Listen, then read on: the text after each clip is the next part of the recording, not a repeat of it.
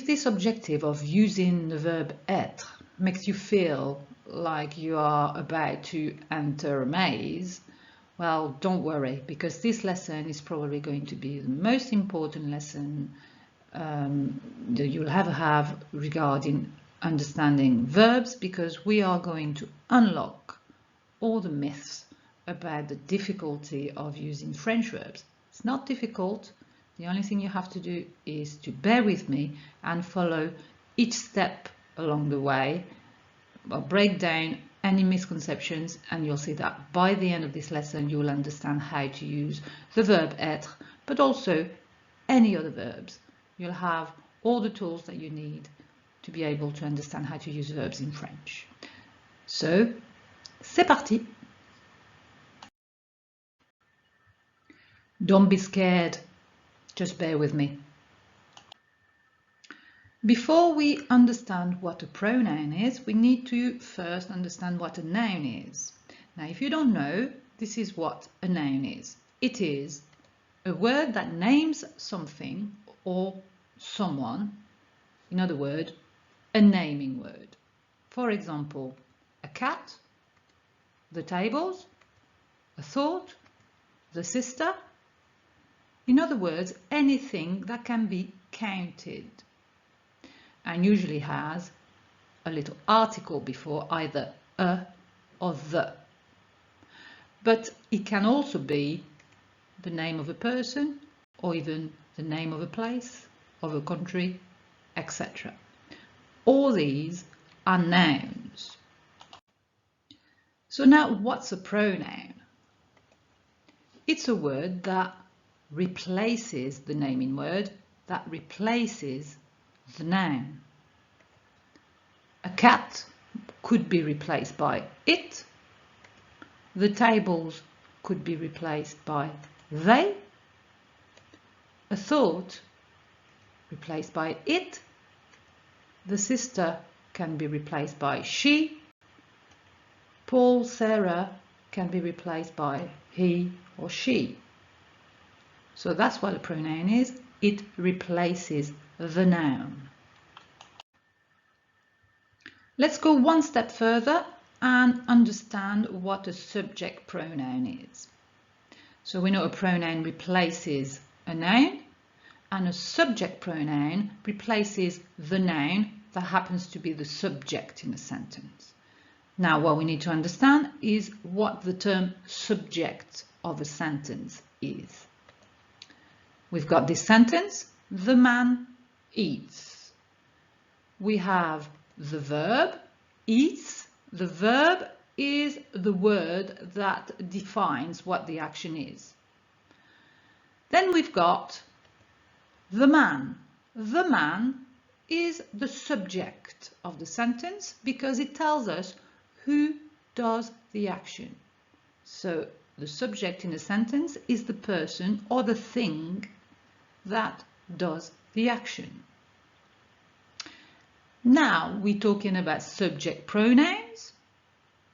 The man is the subject, and the man can be replaced by a pronoun, and this pronoun is he.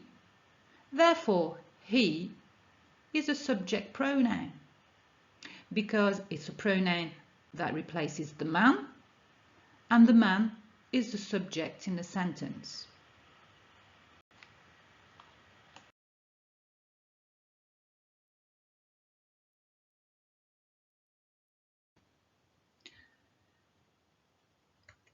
Je, je, je. Tu, tu, tu. Just note that tu is always for one person, and it's also one person that you know well. Il, il. Now it's easy to use il when we are faced with people. But we must remember that in French, all words are either masculine or feminine. So if we look at these words, which are not people. Le problème, the problem, un ticket, a ticket, le chat, the cat. All these words are masculine. We know that from the article before, either le or un, which are signs that the words are masculine. In French, we do not have a word for it, like you would in English. So our alternative is to use the masculine form of the pronoun, il. Therefore, le problème is going to be il, un ticket, il, le chat, il. Elle, elle. As we saw previously with il, we've got the same with elle. La table, the table, une souris, a mouse, la raison, the reason. All these words are feminine because we have la or une, which are signs that these words are feminine. As we did for il, we are going to use the feminine form of the pronoun. Therefore, la table is going to be elle, une souris, elle, la raison, elle. On. On. On is a very important pronoun because it's very commonly used in French. It's quite familiar and it means we. There's another form for we that we're going to see in a minute, but remember this one as meaning one or we or people in general. Nous. Nous. Nous also means we, but it's a slightly more formal form compared to on. Vous. Vous. Vous. Vous is the polite form for one person, as opposed to tu, which is the informal form for one person. But vous means something else. Vous can be you, several people. Vous, more than one person. You all. Il. Il. For other words, we see that we have the words that we had earlier in the plural form. So there's more than one problem, more than one ticket, more than one cat. And we are going to do the same as for the singular form. We're going to use the plural form, the plural masculine form of the pronoun. Le problème is going to be il, il, il. What if we're talking about masculine and feminine elements together? Well, we're going to say il. Il. Unfortunately, language can be very sexist, and in this instance, it's always the masculine that wins over the feminine. Unfair, but that's language, not me. Elle. Elle.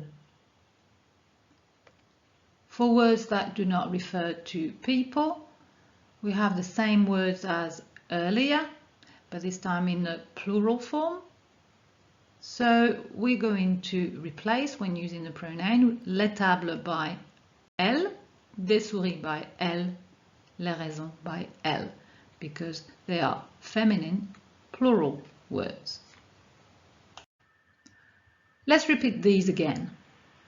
Je, tu, il, elle, on, nous, vous, il, and elle.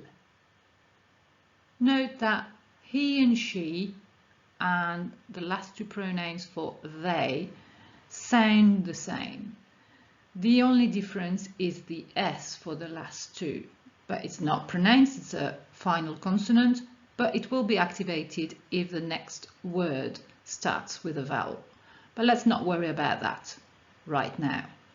What we need to worry about is what French pronoun to use. So we're going to do a little activity together. We are going to have a look at some situations, and looking at the table on our left, we're going to decide which of the pronouns we need to use. So let's have a look at number one.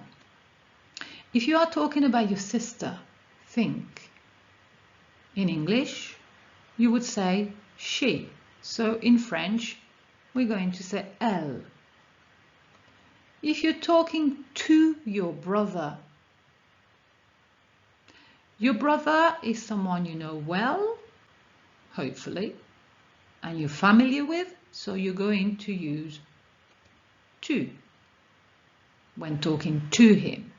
If you were talking about him, you'd say il.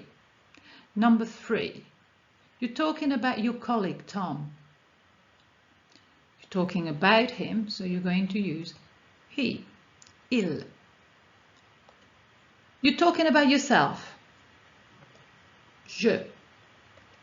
If you're talking about you and your friends, you and your friends, you are talking about you, so include yourself and your friends. You are saying we, me and my friends, we did. If you're talking to three of your friends, more than one person, you're going to say you, but which one? Are you going to say tu, which is for one person, or you're going to say you all, which refers to more than one person? Obviously, you're going to use vous. And the last one, you're talking about your parents. You're going to talk about your parents, more than one person, they, il. Masculine plus feminine word together is going to be il. I hope this makes sense. Now to the next step. Let's have a look at these words now. Some of them are nouns, some of them are groups of words, some refer to people, others to more concrete objects or things.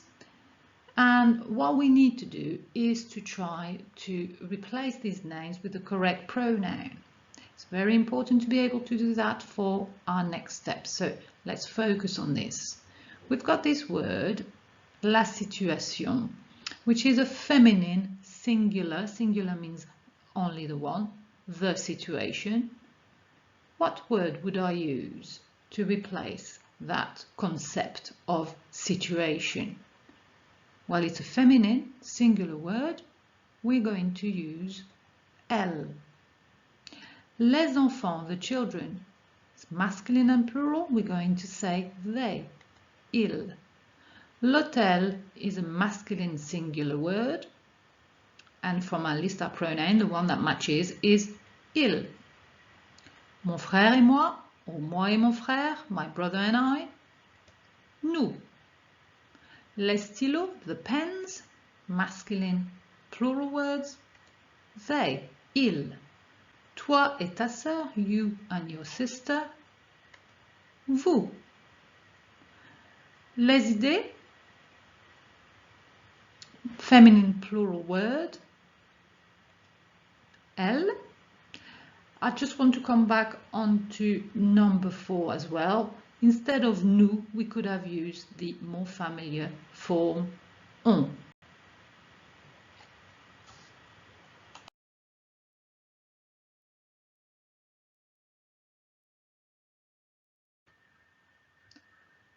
Let's have a look at a verb in its natural habitat. What a verb does as a word function is to refer to an action. It explains what an action is. For example, to do, to eat, to learn, to be. What I know from these is what the action is about.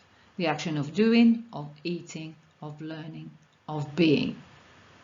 What a verb doesn't do when it's in that form, to do, to eat, to learn, to be. It doesn't tell us who is doing the action, and it doesn't tell us when the action is taking place, whether it's yesterday, whether it's going to be tomorrow, or if it's even now as we're talking. So this is the basic form of the verb, and this is what we call an infinitive form, for which you have an infinity of possibilities because you don't know who's doing the action or when it's taking place.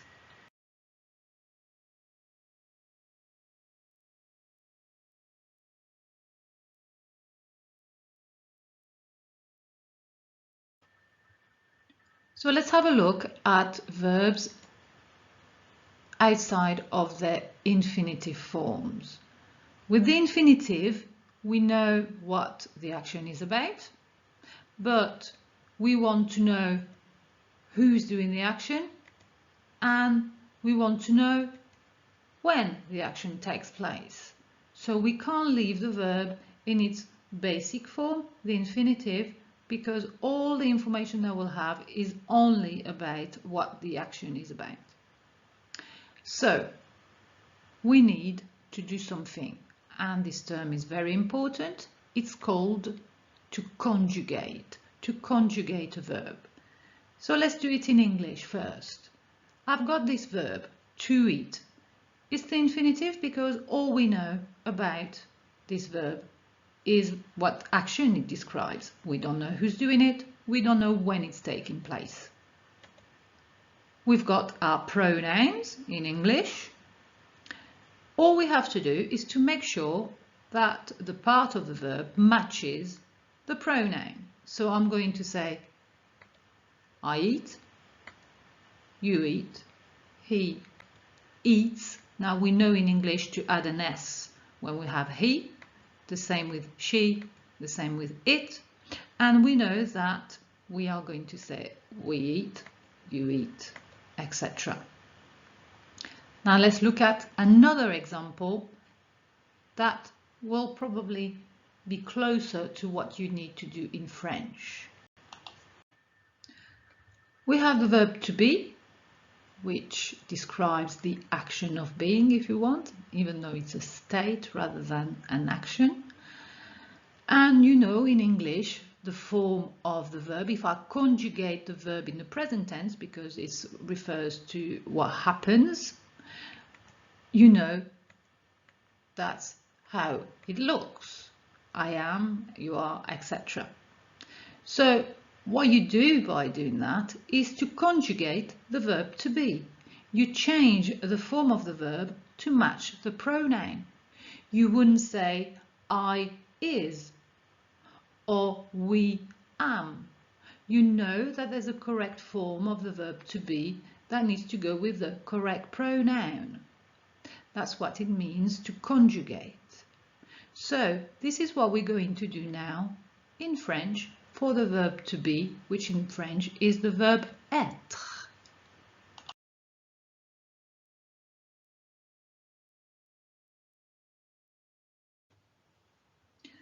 So it goes like this. Je suis, tu es, il est, elle est, on est, nous sommes, vous êtes, ils sont, elles sont. The last bit is to use this verb être into sentences. So I've used the words that we saw earlier and we have their pronouns, what they correspond to. And this is what we need to find out. What form of être do we need to use? La situation is elle, if I was going to replace this word with a pronoun. So I know in my head that this word is elle. So the verb form that I'm going to use is the verb form for elle, which is est. La situation est. The situation is. Les enfants is ils. So I'm going to say sont. L'hôtel is il. Est. Moi et mon frère sommes. Or you could say on est. Les stylos sont. Toi et ta sœur êtes. Et les idées sont.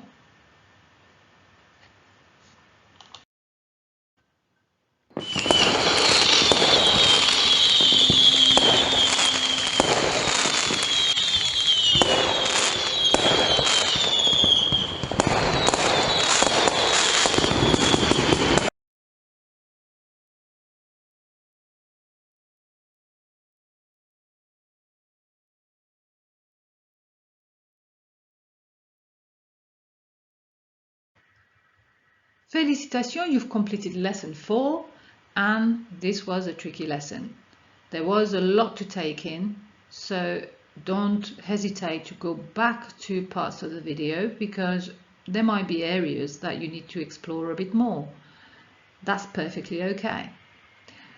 I suggest that you memorize subject pronouns and that you practice the verb être until it becomes automatic. Very useful to be able to do that. I hope this lesson has helped and that maybe your fear about verbs and grammar are a bit diminished and that you feel confident with doing more French in the future. For now, au revoir et à bientôt for lesson 5.